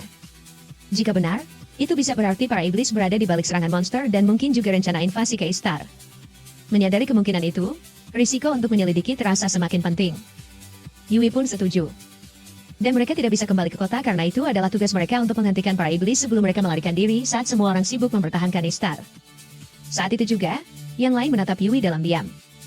Karena sudah lama ia tidak bersikap seperti pemimpin yang tegas. Tanpa banyak bicara, mereka perlahan mendekati kabin dan mengintip melalui jendela. Namun, bagian dalam terlihat kosong. Melihat itu, Lloyd kembali mengaktifkan sihir deteksinya dan menyadari bahwa target berada di bawah tanah. Sambil memandu mereka ke titik yang tepat. Dages mengatakan mereka harus mencari jalan turun, tetapi Cross langsung menyuruh pada Silika untuk menggunakan sihir tanah. Sementara para iblis di bawah tanah terus berdoa tanpa menyadari bahaya, Lloyd memberikan sihir peningkatan pada seluruh party. Pada saat yang sama, Silika menggunakan mantra Sunpit, membuat langit ruangan bawah tanah runtuh menimpa kelompok mencurigakan itu. Yui segera melompat turun dan menodongkan pedangnya ke leher salah satu pria. Ia menuntut penjelasan tentang siapa mereka dan apa rencana mereka di negara ini. Tiba-tiba, seorang penyihir lain meluncurkan rentetan batu ke arahnya. Yui pun menangkisnya dengan mudah. Cross langsung menembak penyerang itu, sementara Lloyd kembali memperkuat Silika agar ia bisa menggunakan Sunpit lagi pada poin tempat mereka bersembunyi. Namun, salah satu kultis membalikkan batu runtuh itu ke arah Silika. Beruntung, Dages sempat melindunginya tepat waktu. Tak punya pilihan lain, salah satu pria melarikan diri dan mengunci pintu di belakangnya, sementara yang lain mencoba menyerang Yui dari belakang. Cross menembak kaki mereka, memberi Yui kesempatan untuk menghabisi mereka dengan cepat. Kini hanya tersisa satu orang. Di tempat lain yang tak jauh dari sana, iblis penculik membungkus gadis demi Human dalam kepompong dan hendak membawanya pergi. Namun Yui menendang pintu hingga terbuka sebelum ia sempat kabur. Ia mengejar iblis itu menaiki tangga. Berkat buff dari Lloyd, Yui berhasil menyusulnya, sementara yang lain memotong jalur pelariannya dan mencoba melihat isi kepompong tersebut. Saat iblis itu panik dan mencoba kabur, Yui menghadangnya dari depan. Ketika ia menoleh ke sekeliling, ia sadar tak ada lagi jalan keluar. Lloyd memintanya menyerah dan berbicara, tetapi iblis itu menolak dan mulai merapalkan mantra kuat. Lloyd segera memasang penghalang pelindung di atas timnya. Terlihat sambaran petir yang dilepaskan iblis itu terpantul kembali dan menghantam sang perapal. Iblis itu menjatuhkan kepompongnya. Lloyd memperhatikan bahwa gadis di dalamnya ternyata seorang orb. Kembali ke dalam kabin, Yui merasa frustrasi karena mereka tidak mendapatkan informasi penting dari iblis tadi. Dages bertanya apakah gadis itu mungkin tahu sesuatu, tetapi Silika menunjukkan bahwa ia kemungkinan berasal dari kekaisaran hutan. Jika begitu, kecil kemungkinan ia bekerja sama dengan para iblis. Lloyd mencoba menyembuhkannya. Sekali lagi, para gadis terpukau oleh kekuatan sihir penyembuhannya. Lloyd menjelaskan bahwa versi mantra itu telah ia modifikasi sendiri. Melihat Silika yang terkejut, ia menambahkan bahwa gurunya, Marin, dulu sering memodifikasi mantra dengan cara seperti itu. Tak lama, gadis itu perlahan membuka mata. Yui langsung menghampirinya dan langsung membuka pertanyaan hingga gadis itu kebingungan. Akhirnya, ia memperkenalkan dirinya sebagai Claire. Saat Yui bertanya mengapa para iblis menculiknya, Claire ragu. Lloyd pun turun tangan dan menjelaskan bahwa mereka adalah petualang yang dikirim untuk melindungi sebuah peternakan dari serangan monster. Disitulah ia merasakan sihir orb. Ia menatap Claire dan berkata bahwa ia pernah mendengar orb mampu menggunakan sihir untuk mengendalikan monster. Ia bertanya apakah kekuatan yang ia rasakan berasal darinya. Claire mengangguk tanpa ragu. Sementara itu, para penjaga kota menemukan sebuah batu sihir besar di dalam hutan. Saat salah satu dari mereka menyentuhnya, puluhan mata monster bercahaya muncul di semak sekitar. Penjaga pertama langsung diserang dan dimangsa. Penjaga kedua nyaris lolos dengan kawanan serigala mengejarnya dari belakang. Di kabin, Lloyd kembali memastikan pada Claire apakah ia bisa mengendalikan monster. Yang ternyata sihir berbahaya seperti itu ada dan telah jatuh ke tangan yang salah. Ketika Lloyd bertanya apakah para iblis memaksanya menggunakan kekuatan itu, Claire mengangguk. Itu mengonfirmasi dugaan bahwa para iblis ingin memanfaatkan kekuatannya untuk membentuk pasukan monster dan merebut Ishtar sebagai basis untuk memperluas kekuasaan mereka di benua. Yui mulai khawatir mereka sudah terlambat, tetapi Lloyd tak menyerah. Dalam perjalanan kembali, ia meminta maaf kepada Claire karena menyeretnya ke dalam situasi ini. Namun Claire mengatakan ia bersyukur akhirnya bebas dari penjara itu. Saat mereka beristirahat di atas bukit yang menghadap Ishtar, Lloyd kembali menggunakan sihir deteksi. Ia merasakan gelombang monster dalam jumlah besar bergerak menuju kota. Dan ia juga mendeteksi pasukan besar lainnya mengikuti di belakang.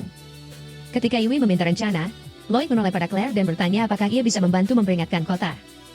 Lalu semua orang bangga melihat Lloyd mulai belajar mengandalkan timnya. Ia kembali memberikan sihir peningkatan, dan mereka berlari secepat mungkin menuju Ishtar.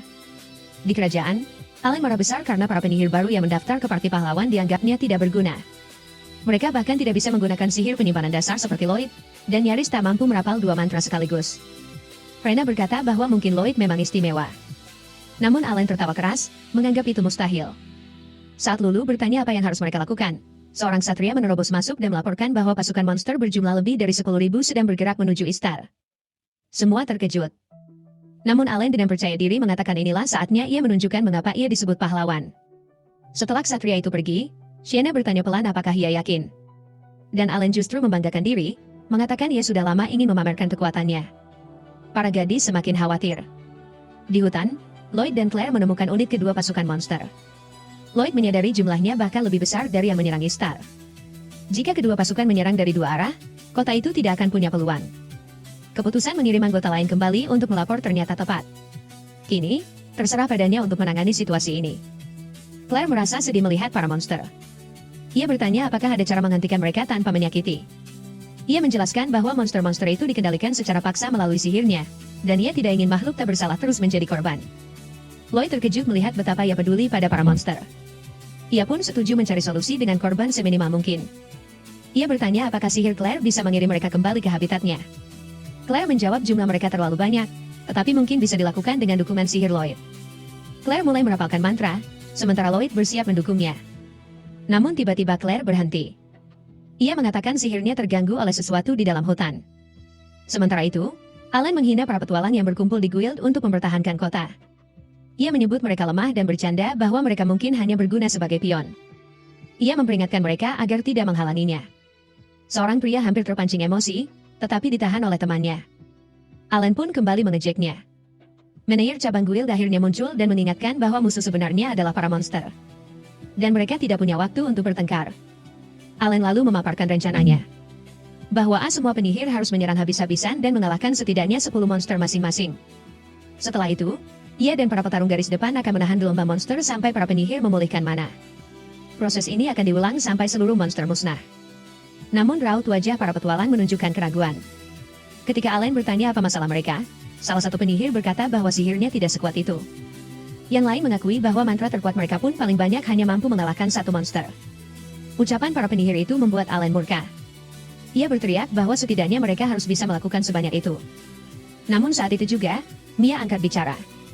Ia mengatakan bahwa kekuatan sihirnya melemah sejak beberapa waktu lalu.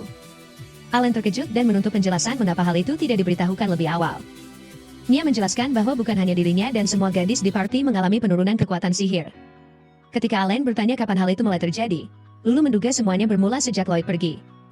Mendengar itu, Allen langsung menuduh mereka berbohong dan mencoba menjebaknya. Namun Rena membalas dengan tajam. Ia menyalahkan Allen yang terlalu sibuk bermain sebagai pahlawan dan tidak pernah hadir saat latihan. Para petualang yang mendengar itu terkejut. Mengetahui sang pahlawan sering bermalas-malasan membuat suasana memanas. Allen kehilangan kendali dan melayangkan pukulan penuh tenaga ke arah Rena. Namun Rena menahannya dengan mudah. Dengan tenang, ia menyarankan agar Allen berhenti saja dari posisinya sebagai pahlawan. Melihat tatapan dingin dari semua orang di sekitarnya, Allen akhirnya keluar ruangan sambil menangis dan berteriak bahwa mereka harus mengurus diri sendiri. Rena tidak sedikit pun terpengaruh. Sementara itu, para gadis lain merasa bersalah dan mengejarnya. Para petualang yang tertinggal hanya bisa terpaku. Sosok pahlawan itu jauh dari legenda yang mereka dengar. Bahkan, beberapa mulai berpikir untuk meninggalkan kota dan melarikan diri. Namun Rena segera menarik perhatian mereka. Ia mengumumkan bahwa ia telah keluar dari parti pahlawan dan meminta para petualang untuk bertarung bersamanya dalam pertempuran yang akan datang. Karismanya membuat mereka langsung tersentuh. Sebelum menjelaskan rencana, Rena lebih dulu bertanya apakah ada yang mengenal penyihir putih bernama Lloyd. Sementara itu, di hutan, Lloyd dan Claire menemukan batu sihir yang mengganggu mantranya. Lloyd bertanya apakah ia hanya perlu menghancurkannya.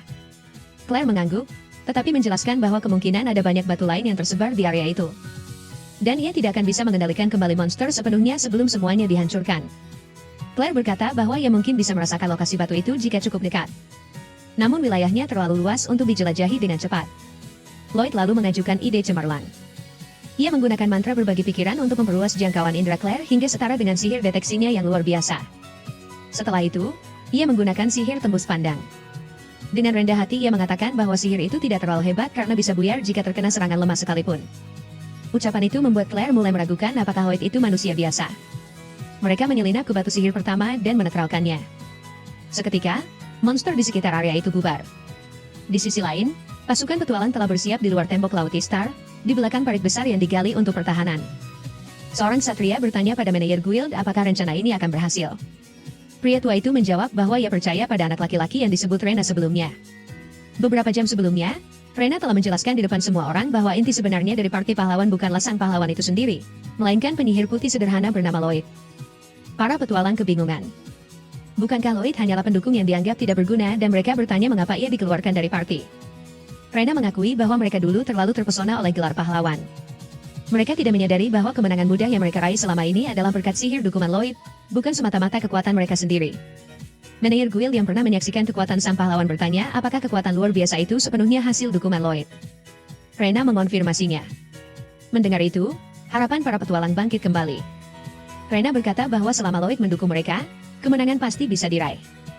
Ia kembali bertanya apakah ada yang tahu di mana Lloyd berada.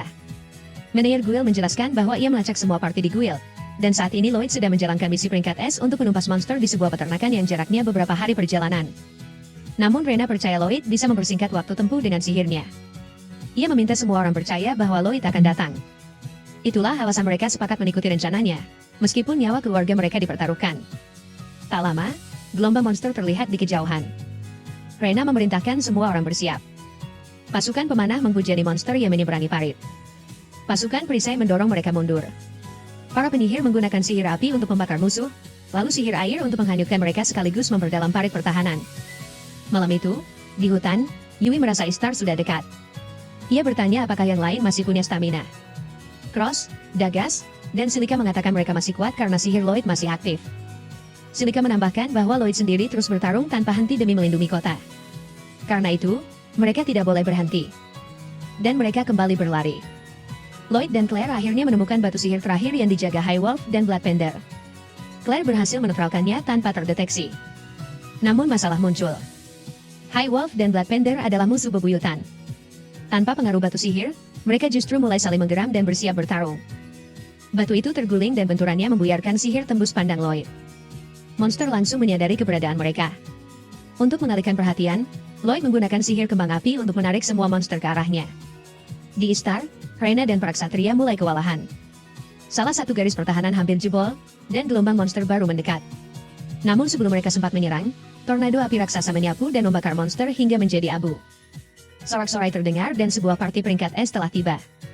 Sementara itu, Lloyd membutakan monster dengan kilatan cahaya dan menghindari serangan mereka menggunakan peningkatan fisik. Namun ia tahu ia tidak bisa bertahan lama. Claire akhirnya menyadari bahwa Lloyd sama sekali tidak mengira monster, karena ia berjanji padanya untuk tidak melukai mereka. Saat Lloyd hampir tertelan hidup-hidup, Claire mulai bernyanyi. Lagu itu menenangkan amarah para monster seketika.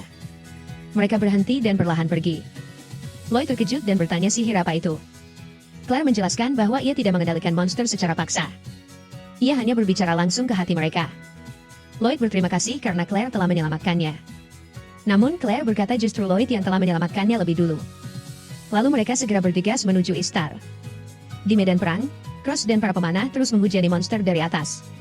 Yui dan Dagas menahan garis depan, sementara Silika melepaskan sihir kuatnya. Namun keadaan tetap genting. Garis depan mulai runtuh. Anak panah dan ramuan mana hampir habis. Bahkan Cross dan Silika mulai kehilangan harapan. Rena berteriak agar semua orang tidak menyerah. Namun para ksatria di dekatnya terdesak. Seekor serigala menyerangnya dari belakang dan melukai tangannya. Garis pertahanan akhirnya jebol. Kekacauan pun terjadi. Saat itulah lagu Claire menggema di seluruh medan perang, diperkuat oleh sihir Lloyd. Monster yang mengamuk tiba-tiba berbalik arah dan meninggalkan kota. Setelah Claire selesai bernyanyi, tubuhnya hampir roboh. Lloyd menahannya. Claire berkata ia hanya kehabisan energi. Lloyd memuji kemampuannya menjangkau begitu banyak monster sekaligus. Namun Claire mengatakan itu mustahil tanpa sihir Lloyd. Ia bertanya apa yang sebenarnya ia lakukan.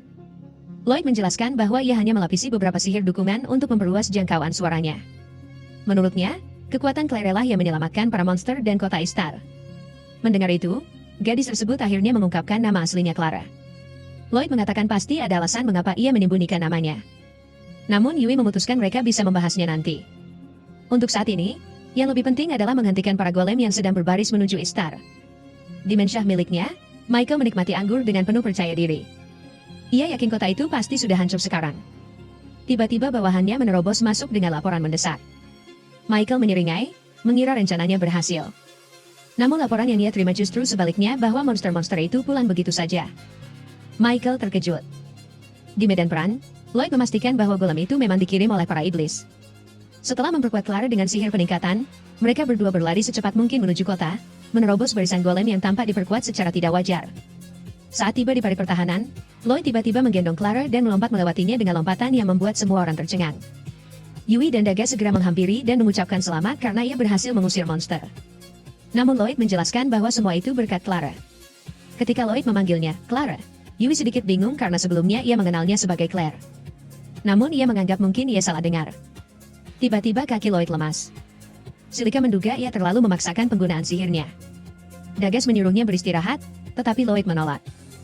Ia tidak akan beristirahat sebelum Istar aman. 3 ksatria Ordo datang menyambutnya dan terkejut melihat seorang demi-human bersamanya. Lloyd meminta mereka menjaga Clara, lalu berterima kasih atas bantuannya. Clara pun membalas ucapan terima kasih itu. Kapten Ksatria tersenyum dan berkata bahwa Lloyd adalah harapan mereka. Rena kemudian menjelaskan bahwa Allen sudah keluar dari pertempuran setelah berselisih dengannya di guild. Lloyd terkejut. Jika sang pahlawan tidak bertarung, nyawa banyak orang bisa melayang. Namun Rena dengan marah mengatakan bahwa Allen tidak pantas disebut pahlawan. Saat itu juga luka di tangan Rena terasa nyeri. Lloyd segera menyembuhkannya dengan sihir penyembuhan tingkat tinggi. Luka itu lenyap seketika, tetapi Lloyd hampir pingsan karena kelelahan. Melihat kondisinya, Rena dengan malu-malu mengakui bahwa parti pahlawan dulu menjadi kuat karena kehadiran Lloyd. Ia merasa bersalah karena tidak menghentikan mereka saat mengusirnya, lalu meminta maaf. Namun momen itu terputus ketika para golem mulai memenuhi parit. Lloyd memperingatkan bahwa golem itu bukan golem biasa. Para ksatria menyerang dengan berani, tetapi justru terpental dan pedang mereka patah menjadi 2. Para penyihir dan pemanah melepaskan serangan terkuat mereka. Api terserap begitu saja, dan anak panah memantul seperti tusuk gigi. Menyadari musuh terlalu kuat, pasukan mulai mundur.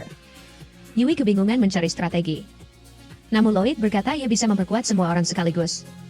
Yui mengingatkan bahwa ada puluhan kelompok yang bertarung. Lloyd menjawab bahwa ia telah menguasai perannya dan bisa memperkuat tiap kelompok secara bergiliran. Ia lalu merapalkan sihir dukungan ke seluruh pasukan termasuk Partiu sebelum akhirnya jatuh berlutut. Ia memperingatkan bahwa efeknya tidak akan bertahan lama. Yui segera memanjat menara dan berteriak bahwa Lloyd telah memperkuat semua orang. Kini mereka punya kekuatan untuk melawan. Seorang ksatria sempat meragukan itu, tetapi Rena menyelamatkannya dari serangan golem dengan kekuatan barunya. Yui melompat ke atas golem dan membelahnya menjadi 2 dengan 1 tebasan. Lalu semangat pasukan bangkit kembali. Terlihat Lloyd, meski hampir pingsan, tetap memberi instruksi. Ia menyuruh Cross mendukung unit penyihir dan Dagas melindungi Silika di garis depan. Manajer guild memerintahkan seorang ksatria membawa Lloyd ke tempat aman. Dari kejauhan, Cross memimpin hujan anak panah yang dilapisi sihir api, sementara Silika menghancurkan golem dengan api peringkat es miliknya. Beberapa jam kemudian, hanya 1 golem yang tersisa. Namun golem itu mematahkan pedang seorang petualang dan menghantamnya jauh. Yui dan Lloyd sadar sihir dukungan telah habis. Saat golem itu mendekati gerbang kota, Yui mencoba menahannya. Dagas mendorongnya ke samping dan menahan pukulan raksasa itu sendirian. Dengan sisa mana terakhirnya, Lloyd memperkuat pedang besar Yui. Sementara Rena dan Dagas menahan serangan, Yui berlari menaiki lengan golem dan menebasnya hingga hancur dalam 1 tebasan bersih. Sorak kemenangan menggema. Lloyd akhirnya roboh di lantai batu yang dingin. Kini jelas bahwa ia jauh lebih berhasil daripada saat masih berada di parti pahlawan. Dimension Michael, sang iblis besar menerobos masuk untuk menghancurkannya. Namun Michael sudah melarikan diri. Ia frustrasi lalu iblis itu menghancurkan ruangan dan bersumpah akan membalas dendam pada siapapun yang merusak rencananya. Di Istar, Lloyd terbangun di sebuah penginapan. Yui masuk dengan senyum lega. Ia pingsan selama sehari penuh. Lloyd justru merasa kecewa pada dirinya sendiri. Ia masih merasa belum cukup kuat. Yui tidak membiarkannya tenggelam dalam keraguan. Ia membuka pintu dan di luar, kerumunan warga menunggu untuk mengucapkan terima kasih. Lloyd panik dan langsung menutup pintu.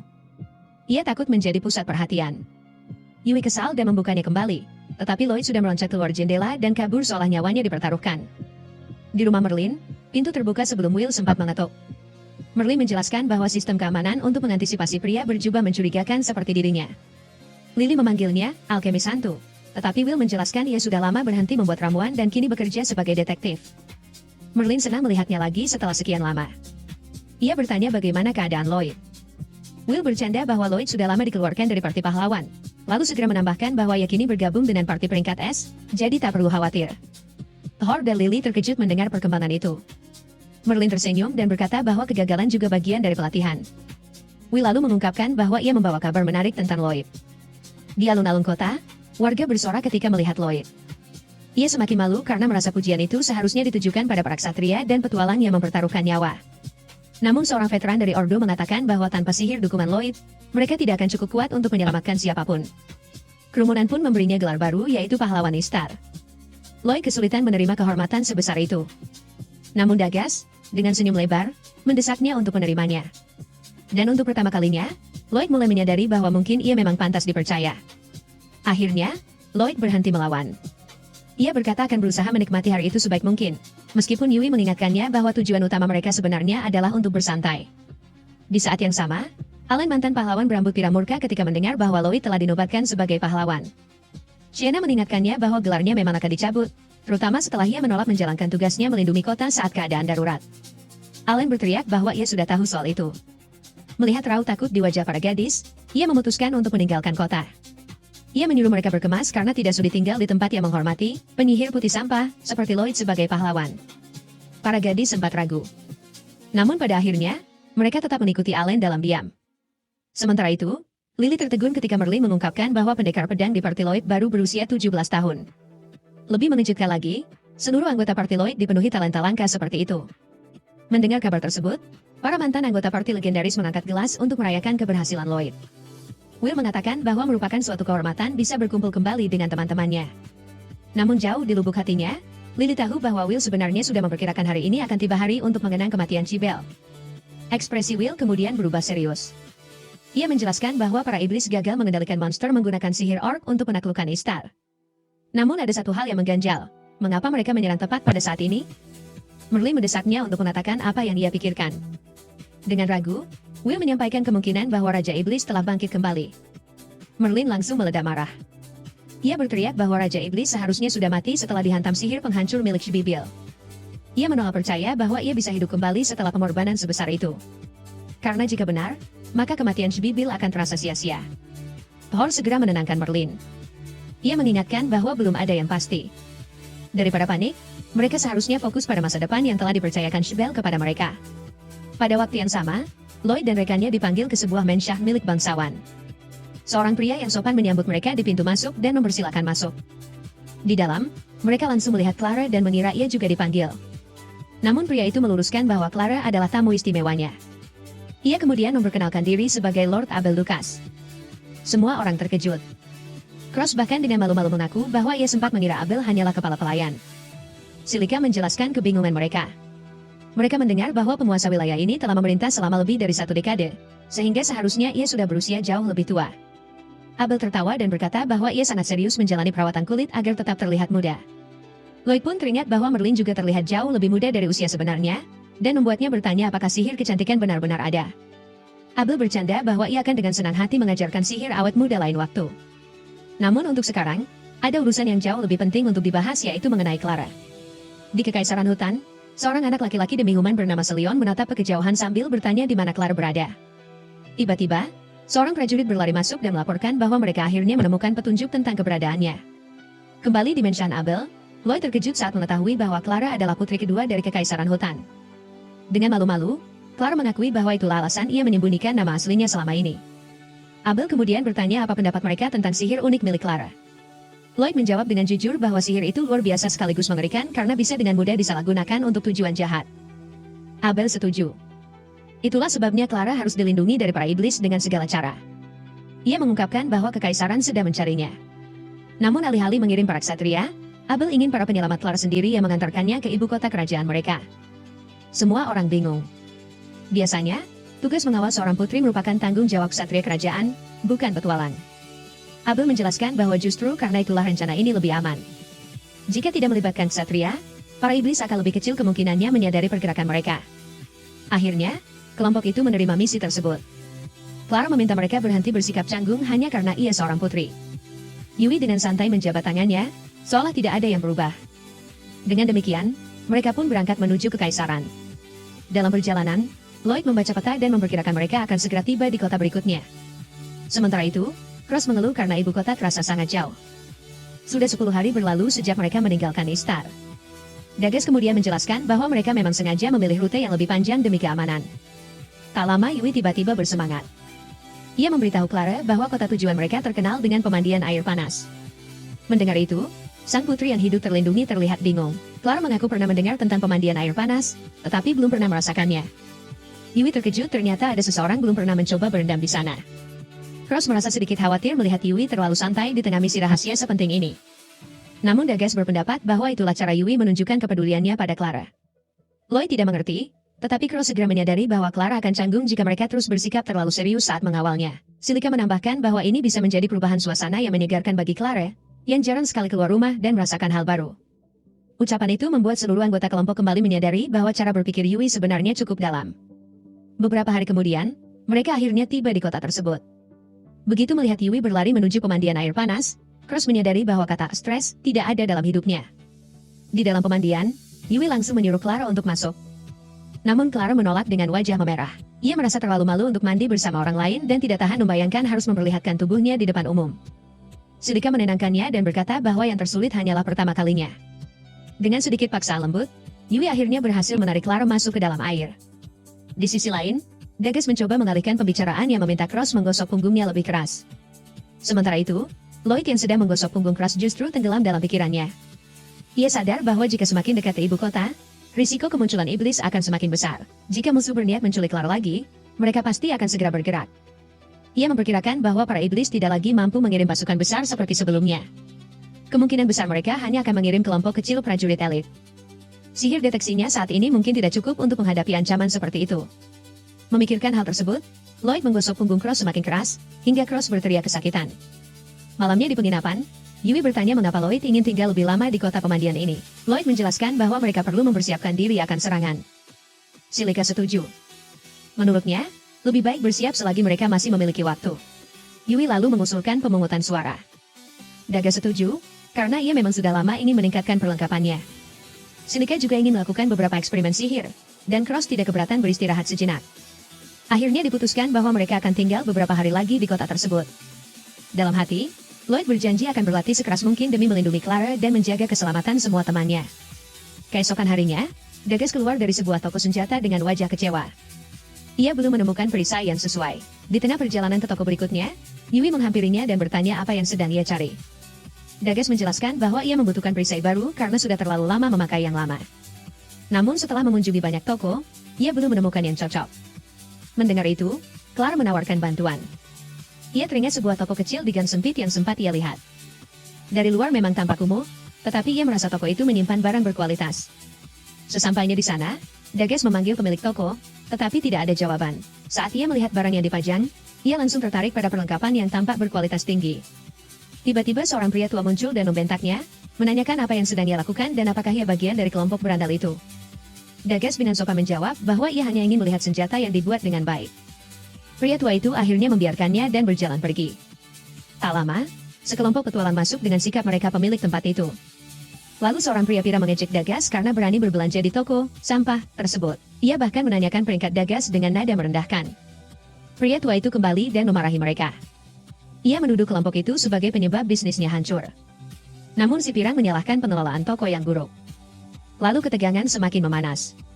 Salah satu anggota kelompok memperkenalkan pemimpin mereka, seorang petualang peringkat A bernama Lord Karin. Mereka membanggakan namanya seolah seluruh kota mengenalnya. Dagas mengakui bahwa itu terdengar hebat, tetapi ia tidak terkesan. Ketika mengetahui mereka memaksa pria tua itu menjual artefak warisan Rion, Dagas mulai geram. Pemilik toko menolak menjualnya karena yakin artefak tersebut akan sia-sia di tangan orang yang tidak mampu menggunakannya. Situasi berubah menjadi kacau ketika Lord Karin mencoba memukul Dagas. Namun Dagas dengan mudah menangkap tinjunya dan menguncinya hingga pria itu menjerit kesakitan. Anak buah Karin menyerang, tetapi Dagas memanggil perisainya dari penyimpanan dan menghantam mereka hingga terpental keluar toko. Setelah melempar Lord Karin keluar, Dagas menutup pintu. Saat kelompok itu bingung bagaimana seorang peringkat rendah bisa melakukan itu, Dagas menunjukkan lencana peringkat S miliknya. Mereka pun terdiam. Setelah geng itu pergi, pemilik toko menanyakan nama Dagas, lalu meminta bantuannya. Sementara itu, di penginapan, Lloyd sedang melatih sihirnya ketika Yui dan Clara kembali. Yui bertanya apa yang sedang ia latih. Lloyd menjawab bahwa ia sedang meningkatkan sihir pendukungnya dan merasa sudah saatnya mempelajari jenis sihir baru. Yui menyarankan agar ia mencoba sihir serangan. Namun, Lloyd menolak. Menurutnya, kekuatannya tidak sebanding dengan silika. Jika sihir silika seperti kobaran api hutan, maka miliknya hanya seperti obor kecil. Clara tidak percaya ia baru saja menyamakan sihir silika dengan kebakaran hutan. Namun, Lloyd bersikeras bahwa begitulah kuatnya sihir silika di matanya. Di hutan, Silika menarik napas panjang. Ia teringat betapa buruknya di pertempuran terakhir jika tidak ada bantuan Lloyd dan Clara. Ia ingin menjadi lebih kuat. Dengan tekad bulat, ia memanggil tongkat sihirnya dari ruang penyimpanan dan memusatkan seluruh konsentrasinya untuk memadatkan imajinasi sihirnya. Namun, mantranya justru meledak ketika ia membuatnya terlalu padat. Meski sudah gagal selama berhari-hari, Silika tidak menyerah. Ia terus mencoba lagi dan lagi. Di sisi lain, Yui menjelaskan bahwa Silika dikenal sebagai anak ajaib yang dijuluki pilihan sihir. Namun, ia menegaskan bahwa Silika tidak sekuat sekarang. Saat Yui masih kecil, ia pernah melihat Silika berlatih dalam suasana ceria seperti biasa. Saat itu, Silika melemparkan bola-bola api ke target dan semuanya meleset. Meski begitu, Silika tidak pernah berhenti. Ia terus berlatih, tak peduli berapa kali ia gagal. Sama seperti sekarang, menurut Yui, Silika bekerja lebih keras daripada siapapun sampai akhirnya berhasil. Dan benar saja, pada akhirnya Silika berhasil melepaskan ledakan api yang sangat kuat. Namun, di tengah perayaannya, ia terpeleset dan tanpa sengaja menghancurkan seluruh danau dengan ledakan sihirnya. Ketika debu menghilang, Silika menghela napas kecewa dan bertanya mengapa ia selalu ceroboh. Di depan orang lain, ia selalu terlihat anggun dan teratur. Tetapi saat sendirian, ia sebenarnya sangat berantakan. Ketika ia memutuskan untuk pulang, suara dari semak-semak membuatnya waspada. Ia bersiap menghadapi monster, tetapi ternyata yang muncul adalah Dagas. Beberapa jam sebelumnya, pemilik toko memperlihatkan sebuah perisai hebat bernama Aegis kepada Dagas. Perisai itu ditempa oleh pandai besi legendaris, Riemann. Terbuat dari kayu dan logam terbaik di dunia, konon tidak ada serangan yang mampu menghancurkannya. Saat Dagas mengamatinya lebih dekat, ia langsung tahu bahwa kualitasnya luar biasa. Namun, pria tua itu memperingatkan bahwa beratnya juga tidak biasa. Itulah sebabnya sebagian besar petualang bahkan tidak mampu mengangkatnya. Dagas bertanya apakah itu alasan ia tidak menjualnya kepada para pembuat onar tadi. Pemilik toko menjelaskan bahwa mereka mendengar rumor tentang artefak tersebut dan mengganggunya setiap hari. Lalu, ia menawarkan perisai itu kepada Dagas. Dagas terkejut dan bertanya apakah ia boleh mengambilnya. Pria tua itu mengangguk, tetapi dengan satu syarat yaitu Dagas harus menyelidiki penyebab ledakan misterius di dekat danau hutan. Sebagian orang mengira monster yang melakukannya, sementara yang lain mencurigai ras iblis sedang melakukan eksperimen di sana. Jika Dagas berhasil mengungkap kebenarannya, ia akan diakui sebagai pemilik yang layak. Setelah mengetahui seluruh cerita, Silika sedikit tersinggung karena ledakan itu disangka ulah monster. Dagas pun menunjukkan padanya hasil latihannya yang telah menghancurkan danau beserta ikannya. Kembali ke toko, pemilik toko tertawa saat mendengar kebenarannya. Silika meminta maaf berkali-kali dan meyakinkannya bahwa ia telah mengisi kembali danau itu sebagai ganti rugi. Dagas juga ikut meminta maaf, tetapi pria tua itu menolak. Ia justru bersikeras bahwa perisai Aegis kini menjadi milik Dagas. Dagas terkejut karena merasa belum melakukan apa-apa. Namun, pemilik toko mengatakan bahwa ia percaya pada kekuatan Dagas. Mendengar itu, Dagas pun menerima hadiah tersebut dengan senang hati. Malamnya di penginapan, Dagas dengan bangga memamerkan perisai legendaris barunya.